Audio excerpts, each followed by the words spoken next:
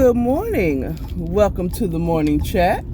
Well, I tell you what's on my mind in the morning time. Now, I know you notice a difference in the background. That's because you are in my vehicle. I am doing a morning chat this morning, pre-recording it, and we'll be posting it on YouTube later on next week on Friday. So I want to get the reason why I got up early. Got up and started pre-recording at 7:45 this morning, and y'all won't know it on YouTube because I get to schedule when you get posted after I've edited. But for authenticy's sake,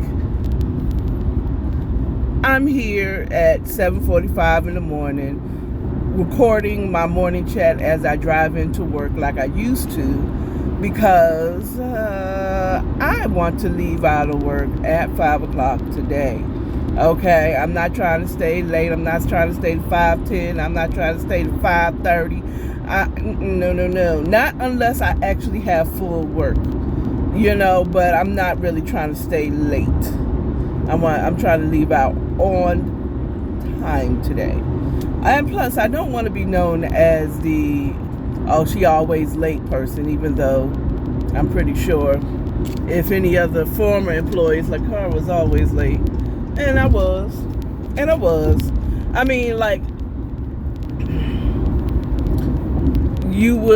You could tell, like in the beginning when I'm excited about the job, I'm late.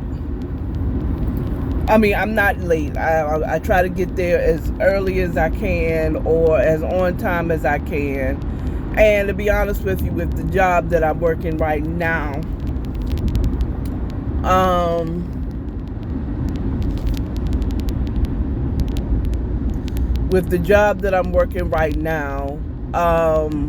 I started off getting to work early because I wasn't driving. I was catching the bus from Mableton. And so I was subject to the bus. It's either I leave at 6 in the morning and get to work at 8 when I wasn't due there until 8:30, or I was going to be late forever. So in the beginning, I was kind of, the only reason I was on time was because, or early, is because my bus got me there early. Now, if I missed that bus, then I was going to be late, which was rare because I got into a whole routine of going to work on time. So, that's why I'm out here early, because I want to leave on time. Hello. Okay. Plus, kind of piggybacking off of yesterday's morning chat about my sister being right about realizing that I did something in my heart to be charitable, but at least that's the story I told everybody. But I really wasn't. I saw an opening to stay because I was afraid. Now, what my sister said yesterday was, I was thinking the same thing when you said that you were staying. It wasn't about you staying there because of blah, blah, blah. You were staying because you were scared. And it was like you were scared to get, and I was scared to be out there on my own, really having to hustle for $1. You know what I'm saying? Really having to hustle for my own money. You know what I'm saying? To make it on my own. And that was what it was.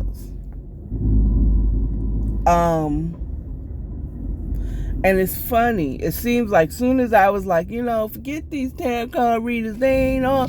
They don't be talking to me. I don't know what they talking about, all the money. But I also said in that video that I recognized, oh, now that I really I took a pause from listening. And the funny thing is, a tarot card reader said months ago, I want to say in June or July, she had said,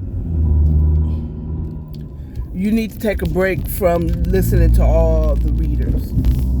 Just take a break, because you're getting too much information. It's kind of throwing off your intuition. So by taking a break, a 3-day break of listening to them, I feel like God was finally kind of got the message through. And the funny thing is, I listened to one yesterday about Capricorns, reading.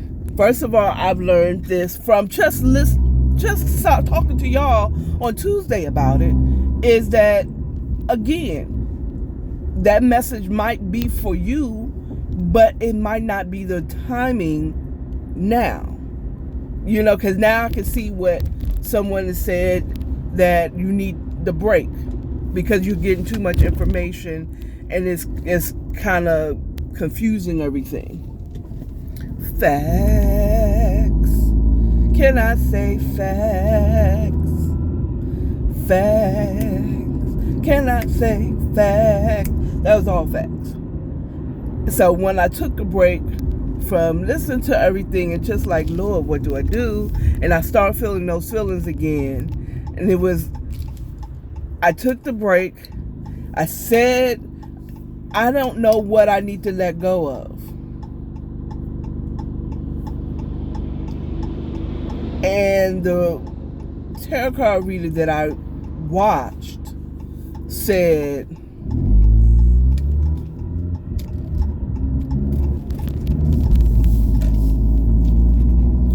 Akara. She said, when I listened to her yesterday, she didn't say Akara. She said, okay, your ancestors tried to guide you, and I say that those are my angels. They tried to get you out of there to see. I'm showing her that you're not going to win as long as you're still working for someone. I have been trying to call her to Texas. She said, stop overthinking everything.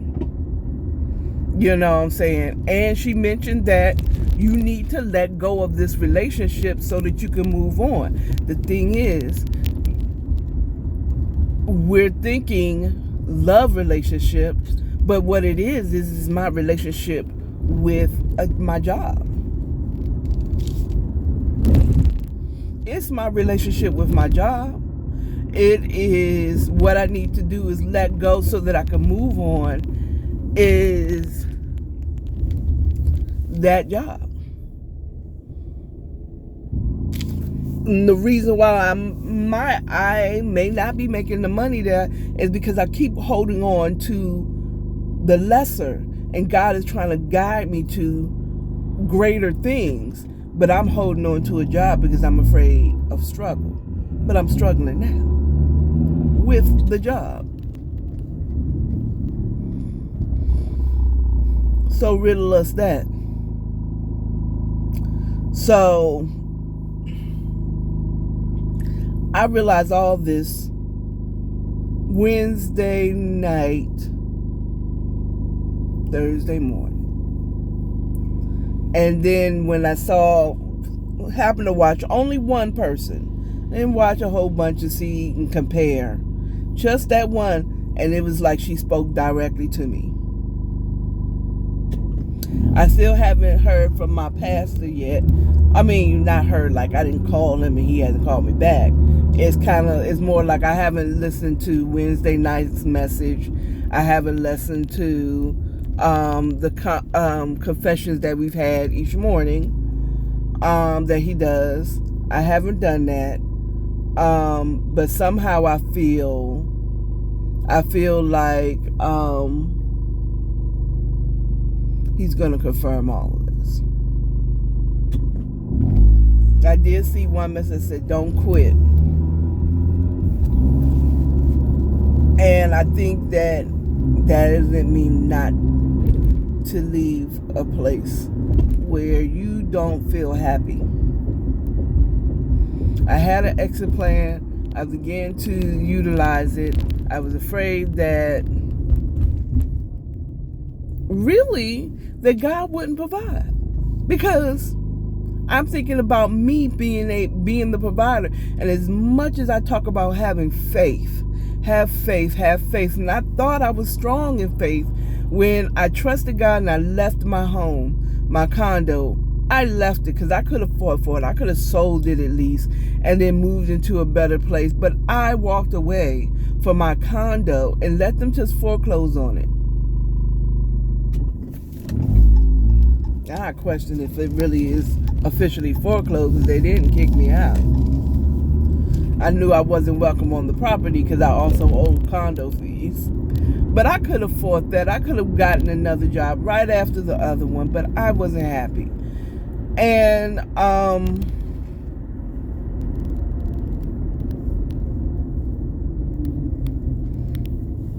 I am not happy working for anyone else. I'm saying that this is exclusive. I don't think I'm going to be happy, but I'm afraid of working for myself. Because initially it's going to be like going to college after being raised in a strict home, and then going to college. Your first year of college, you ain't thinking about them grades. You ain't thinking about them grades. You're not thinking about being better. You just thinking, eyes free. Eyes free, y'all. Eye is free. That's the only thing you're thinking about. You're not thinking about nothing else. You're not thinking about,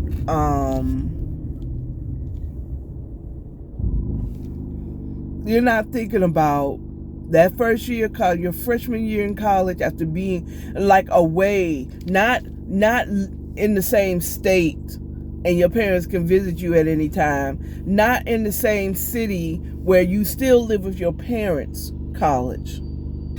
I'm talking about go away to a whole nother state and your parents' only access to you is via the phone, and nowadays FaceTiming, or if they take out the time of their busy day, which they don't have, to come and visit you haphazardly to see if you're on point. They don't get your report card. They don't send your report card to you, to your parents, that is, you know what I'm saying? You are a mini adult. You're a young adult where you're going to have to make your own schedule. You got to go to class. You're going to have to do your homework. You're going to have to turn it in. No one's going to be there to tell you, turn it in. If you're having problems, you don't tell your parents. You go to your professors in that class. It's like, I'm not understanding this. How can you help me? I really want to know this. You got to advocate for yourself in college. But you're also free to go to them parties that your parents wouldn't let you go to. When you were living with them, it was to sneak and drink and smoke weed and do all kinds of stuff to get caught up in it. Now this is the time. And when you're there, when you're your freshman year in college, you just free. Okay, so yeah, the first at least semester or two, what do they call it? It's not a semester, because semester is like a whole half a year.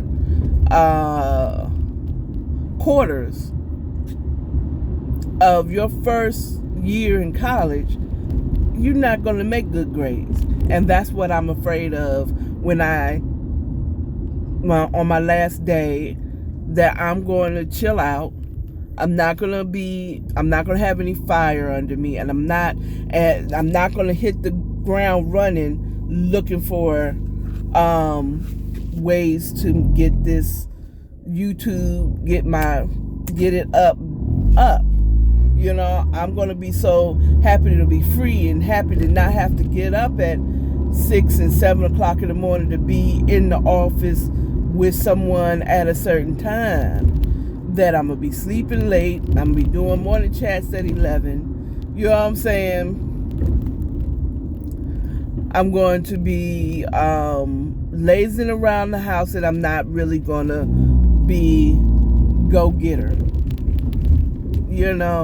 Because I've done it. I did do a year of just doing Uber to supplement me, and I sucked.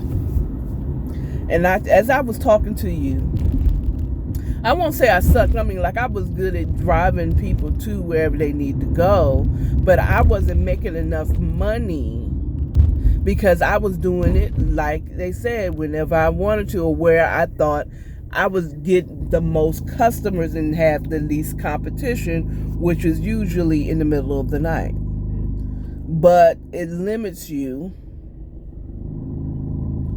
And, there's certain things where you should be making a lot of money, but you're not making a lot of money because you're doing something wrong.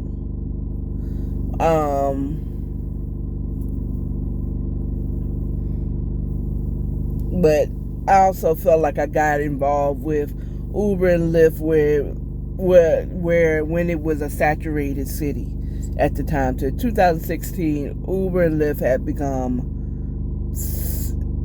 Uber. I think I did 2016 to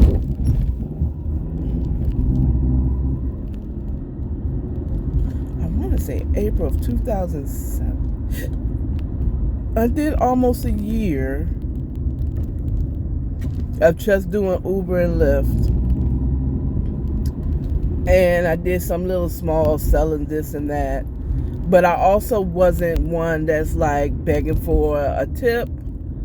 I didn't have all the signs. If you want a tip, please tip.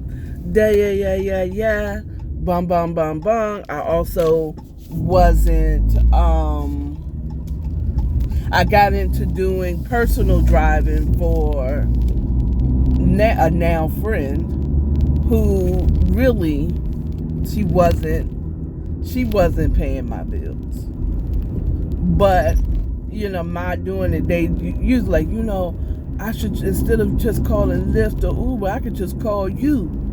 But that way, it really, I wasn't making enough money to cover my thing. And because I'm a nice person, I don't like gypping people of their money, because I really could, but I don't want to.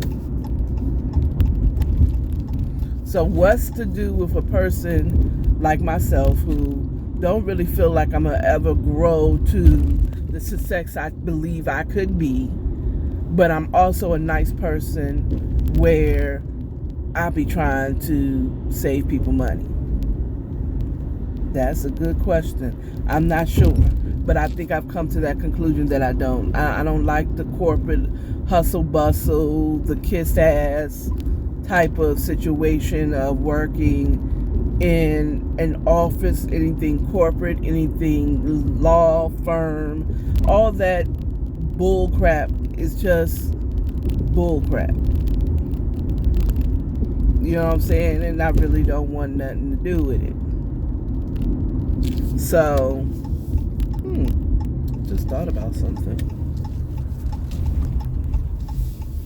So, that part. So, I've made it to my destination. I will be posting this next Friday. Remember, I appreciate everything, your viewership so much on this channel. And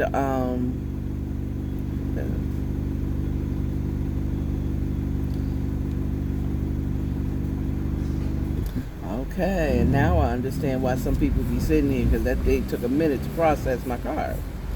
I appreciate all your viewership. I appreciate every single one of you that view me and watch me and support me by watching my content. I hope I'm bringing some. If you have any comments, please leave them in the comments. And remember, love yourself, love your neighbor, and stay authentic.